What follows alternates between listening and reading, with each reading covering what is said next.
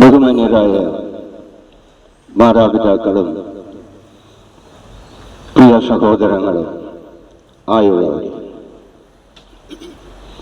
ഒരല്പസമയത്തേക്ക് മാത്രം നിങ്ങളുടെ മുൻപിൽ നിന്നുകൊണ്ട് തിരുവചനത്തിലെ ചില വേദഭാഗങ്ങൾ മാത്രം ഓർമ്മപ്പെടുത്തുമ്പോൾ കർത്താവായ യേശുക്രിസ്തുവിന്റെ സകലവിധ അനുഗ്രഹങ്ങളും നിങ്ങൾക്ക് ലഭിക്കുമാറാകട്ടെ എന്ന പ്രാർത്ഥനയോടെ അല്പസമയം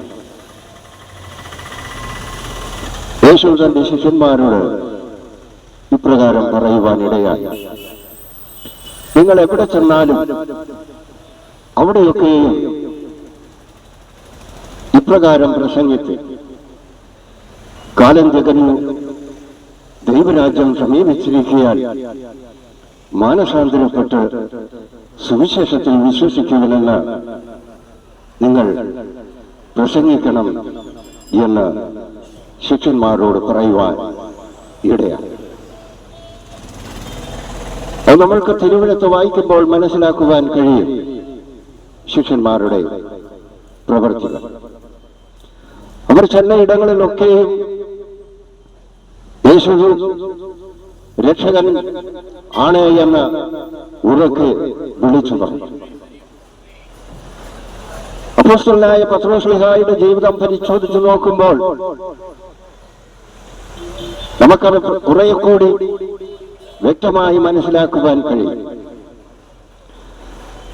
പൗലോസ്ലീഹ യേശുക്രിസ്തുവിനെ മാത്രമാണ് പ്രസംഗിച്ചിരിക്കുന്നത്. മറ്റ് അപ്പോസ്തലന്മാരും യേശുക്രിസ്തുവിനെ മാത്രമാണ് പ്രസംഗിച്ചിരിക്കുന്നത്.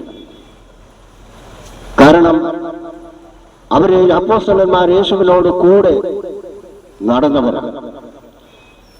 യേശു എന്തെല്ലാം പ്രവൃത്തികൾ ചെയ്തിട്ടുണ്ടോ, യേശു ജനത്തിന് സന്തോഷം വരുവാനും അവരെ ഉറപ്പിക്കുവാനും അവർക്ക് സമൃദ്ധി ഉണ്ടാകുവാനും അവരെ സമാധാനിപ്പിക്കുവാനും താൻ ഈ ലോകത്തായിരുന്നപ്പോഴൊക്കെ പ്രവർത്തിച്ചു. അത് തന്നെയാണ് ശിഷ്യന്മാരും പ്രവർത്തിച്ചു. അതിനാണ് യേശു ശിഷ്യന്മാരോട് പറഞ്ഞത്, നിങ്ങൾ പോകുന്ന ഇടത്തൊക്കെയും ജനത്തോട് വിളിച്ചു പറയണം, മാനസാന്തരപ്പെട്ട് സുവിശേഷത്തിൽ വിശ്വസിക്കുമെന്ന്. കാരണം അത് ദൈവം തന്നെയാണ്, ദൈവത്തിന്റെ സ്നേഹമാണ്, ദൈവത്തിന്റെ അനുഗ്രഹമാണ്, ദൈവത്തിന്റെ സമാധാനമാണ്. നശിച്ചു പോകുന്ന ഒരു മനുഷ്യനും ഭൂമിയിൽ കാണരുതേ എന്ന് യേശു ആഗ്രഹിച്ചു. അതാണ് തന്റെ കാൽവരിയിലെ ക്രൂശമരണത്തിൽ കൂടി ഈ ലോകത്തെ ബോധ്യപ്പെടുത്തിയത്. കാരണം മനുഷ്യന്റെ ആത്മാവ് നശിച്ചു പോയിരിക്കുന്നു എന്ന് ദൈവം മനസ്സിലാക്കി. മനുഷ്യന്റെ ആത്മാവിന്റെ നാശം അവൻ അറിയുന്നില്ല. അവനറിയായതുകൊണ്ട് അവൻ ഇരുട്ടിൽ കൂടി തന്നെ യാത്ര ചെയ്ത് ഇരുട്ടിൽ കൂടി അവൻ നടന്ന് അവസാനം അവൻ ഇല്ലാതെയായി തീരുകയും ചെയ്യുകയാണ്. അവന്റെ ആത്മാവം നശിച്ചുപോകും. എന്നാൽ ദൈവം ആഗ്രഹിക്കുന്നത് അപ്രകാരമല്ല. മനുഷ്യന്റെ ആത്മാവ് ഒരിക്കലും നശിച്ചു പോകരുത്. അതിന് വിലപ്പെട്ടതാണ് മനുഷ്യന്റെ ആത്മാവ്. അതാണ് ബൈബിൾ പറയുന്നത്. ഒരാത്മാവിന്റെ വില എത്രയെന്ന് ആർക്കെങ്കിലും പറയുവാൻ പറ്റുമോ എന്ന്. അപ്പോൾ ഏറ്റവും വിലപ്പെട്ടതാണ് മനുഷ്യന്റെ ആത്മാവ്. അത് നിത്യനാശത്തിലേക്ക് പോകുമ്പോൾ ദൈവത്തിനത് സഹിക്കുവാൻ കഴിയുകയില്ല. കാരണം മറുവശത്ത് നിത്യസന്തോഷം, നിത്യസമാധാനവുമുണ്ട്. അതിവർക്ക് നഷ്ടപ്പെട്ടു പോകും. അങ്ങനെ നഷ്ടപ്പെട്ടു പോകാതിരിക്കുവാൻ വേണ്ടിയാണ് സ്വന്തം പുത്രനെ ഈ ഭൂമിയിലേക്ക് അയച്ചത്. അതാണ് യേശു കർത്താവ്. ആ യേശുവിന്റെ കാൽവരിയിലെ ക്രൂശമരണം നമ്മുടെ ഓരോരുത്തരുടെയും ആത്മാവിന്റെ രക്ഷയ്ക്ക് വേണ്ടിയായിരുന്നു. യേശു മരിച്ച് അടക്കപ്പെട്ട മൂന്നാം നാൾ ഉയർത്തെഴുന്നേറ്റത് യേശുക്രിസ്തുവിൽ വിശ്വസിച്ച് മരിച്ചവരും യേശുക്രിസ്തുവിൽ വിശ്വസിച്ച് ജീവിച്ചിരിക്കുന്നവരും യേശുക്രിസ്തുവിന്റെ രണ്ടാമത്തെ വരവിൽ അവനോട് കൂടെ എടുക്കപ്പെടും എന്നുള്ളതിന്റെ തെളിവാണ് യേശു കർത്താവിന്റെ ഉയർത്തെഴുന്നേൽപ്പ്.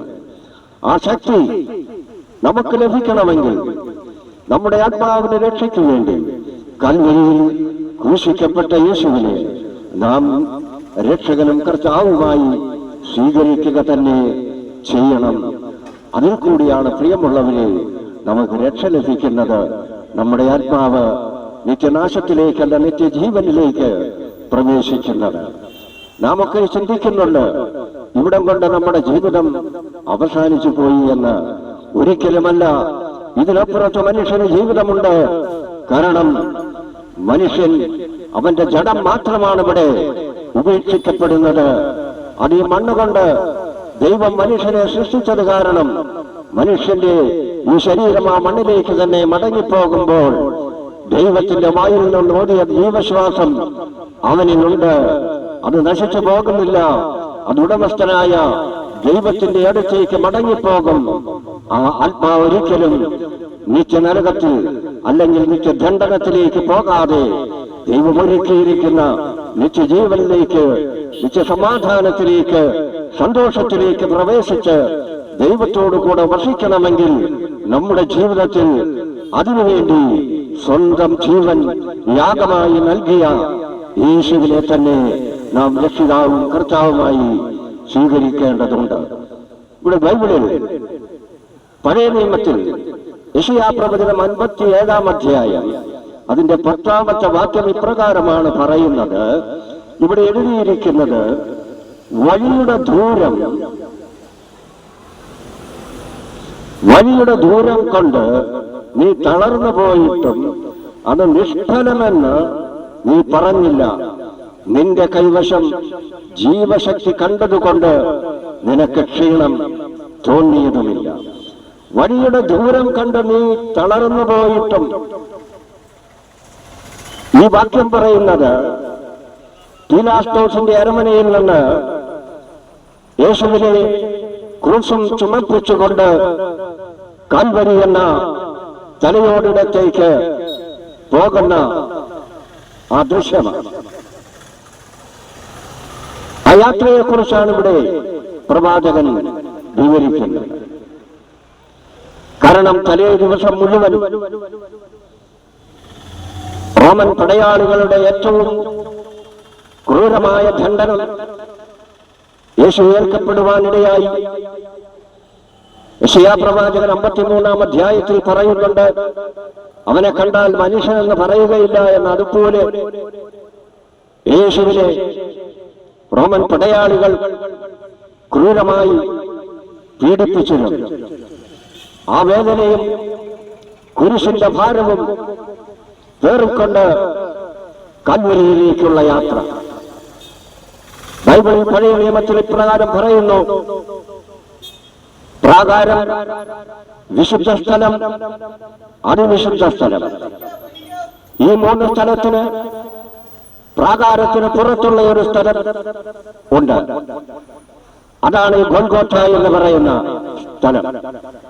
അപ്പൊ കുറ്റം ചുമത്തപ്പെട്ട യേശുവിനെ പ്രാകാരത്തിന് പുറത്തു കൊണ്ടുപോയി ശിക്ഷ നൽകുവാൻ കുരിശ് ചുമപ്പിച്ചുകൊണ്ട് പോകുന്ന ആ അവസ്ഥ. ചരിത്രം പറയുന്നത് പീലാത്തോസിന്റെ അരമനയിൽ നിന്ന് ഏതാണ്ട് 3 കിലോമീറ്റർ ദൈർഘ്യമുണ്ട് തലയോടിടം എന്ന സ്ഥലത്തേക്ക്. അവിടേക്കാണ് യേശുവിനെ കൊണ്ടുപോകും. ഇത്രയും ദൂരമാണ് യേശു മനുഷ്യവർഗത്തിന്റെ മുഴുവൻ ആത്മാവിന്റെയും രക്ഷയ്ക്ക് വേണ്ടി കാൽവരിയിൽ യാഗമാകുവാൻ കുരിശിൽ ചുമന്നുകൊണ്ട് പോകുന്നത്. അതാണ് ഇവിടെ യെശയ്യാപ്രവചനം 57-ാം അധ്യായം അതിന്റെ 10-ാം വാക്യം പറയുന്നത്, വഴിയുടെ ദൂരം കൊണ്ട് നീ തളർന്നു പോയിട്ടും അത് നിഷ്ഫലമെന്ന് നീ പറഞ്ഞില്ല. ഉദാഹരണങ്ങൾ നമുക്ക് ഒരുപാട് പറയുവാനുണ്ട്. എന്നാൽ യേശു നമ്മുടെ ആത്മാവിന്റെ രക്ഷയ്ക്ക് വേണ്ടി സഹിച്ച വേദനയും യാതനയും നമുക്ക് പറഞ്ഞറിയിക്കുവാൻ കഴിയുകയില്ല. നമ്മളുടെ മക്കളെ നാം വിദ്യാഭ്യാസത്തിന് അയക്കുന്നു. അവർ പഠിക്കുവാൻ പോയി, 1 മുതൽ അവർ പഠിക്കുകയാണ്. എന്നാൽ അവരുടെ ആ പഠനത്തിന്റെ അവസാനം എവിടം വരെ എന്ന് അറിഞ്ഞുകൂടാ. അങ്ങനെ അറിയാതെയുള്ള യാത്ര അല്ല, അവരറിഞ്ഞുകൊണ്ടുള്ള യാത്ര ചെയ്യുകയാണ്. അവർക്കൊരു ലക്ഷ്യമുണ്ട്, ആ ലക്ഷ്യത്തിലെത്തുവാൻ. അതിന് അവരെ സഹായിക്കുന്നത് മാതാപിതാക്കളും കൂടെ കൂടിയാണ്. എന്നാൽ ഇവിടെ യേശുവിനെ സഹായിക്കുവാൻ പ്രിയമുള്ളവരെ ആരുമില്ല. തനിക്ക് വേണ്ടിയല്ല, ലോകത്ത് ജന്മം കൊണ്ട സകല മനുഷ്യനും വേണ്ടി, ദൈവത്തിന്റെ സൃഷ്ടിയായ സകല മനുഷ്യനും വേണ്ടി അവരുടെ ആത്മാവ് നാശത്തിലേക്ക് പോയി. കാരണം അവർ ദൈവത്തെ അനുസരിക്കായിക്കൊണ്ട് അതിൽ നിന്ന് അവരെ തിരികെ കൊണ്ടുവരണമെങ്കിൽ, അവരുടെ ആത്മാവ് രക്ഷയിലേക്ക് വരണമെങ്കിൽ തന്റെ ജീവൻ യാഗമായി തീരണമെന്ന് തിരുവെഴുത്ത് പറയുന്നു. അതും പ്രകാരം യേശു നമുക്ക് ഓരോരുത്തർക്കും വേണ്ടിയാണ് കാൽവരിയിൽ യാഗമായി തീർന്നത്. ആ യേശുവിനെ നമ്മുടെ ഹൃദയത്തിൽ രക്ഷകനും കർത്താവുമായി സ്വീകരിക്കും. നമുക്കൊരു ലക്ഷ്യമുണ്ട് നമ്മുടെ യാത്ര. ആ ലക്ഷ്യത്തിൽ എത്തണമെങ്കിൽ ഒരു വലിയ കാര്യമാണ് നമുക്ക് ചെയ്യുവാൻ.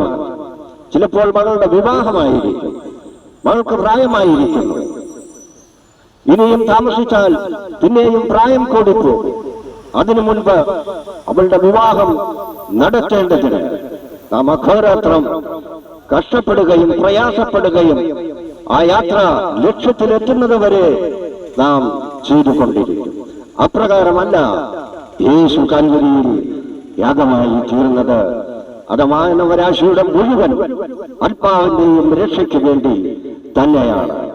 ആയതിനാൽ കർത്താവായ യേശുക്രിസ്തുവിന്റെ എല്ലാവിധ അനുഗ്രഹങ്ങളും നിങ്ങൾക്ക് ഓരോരുത്തർക്കും ലഭിക്കട്ടെ എന്ന പ്രാർത്ഥനയോടെ ഞാൻ എന്റെ വാക്കുകൾ ഇപ്പോൾ ഇവിടെ അവസാനിപ്പിക്കും.